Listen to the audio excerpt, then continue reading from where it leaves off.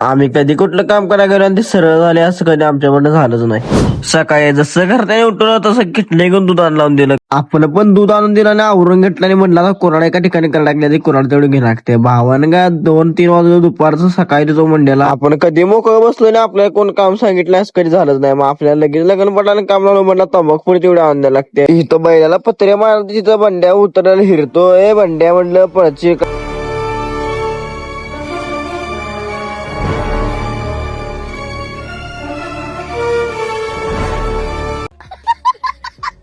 तिकडली पत्री मारून घेतली आणि इकडे पप्पूच्या खोंडरा पत्री मारले. लगेच गेल्या म्हणून पाण्यात नक्की काढून घेतलाय. ओ साहेब काय बघायलाय साहेब, काय दिसतंय काय? ओ साहेब, साहेबांना काय दिसना वाटतं, काय करायचं साहेब काय कर.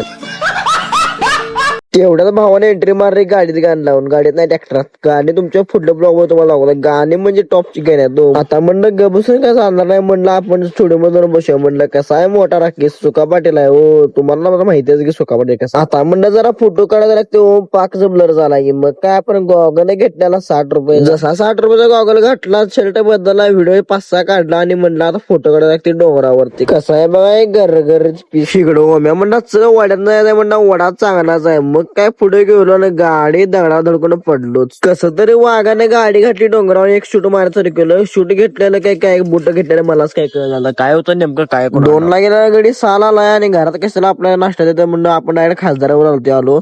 खासदारावरती का आलो नाही आपण म्हणलं असं कामात जर असं धरलेला बरं आहे म्हणलं. तेवढ्यात तुम्ही तुमच्या भावाला फॉलो तेवढं मारून घ्या की जाता लाईक तेवढं करा.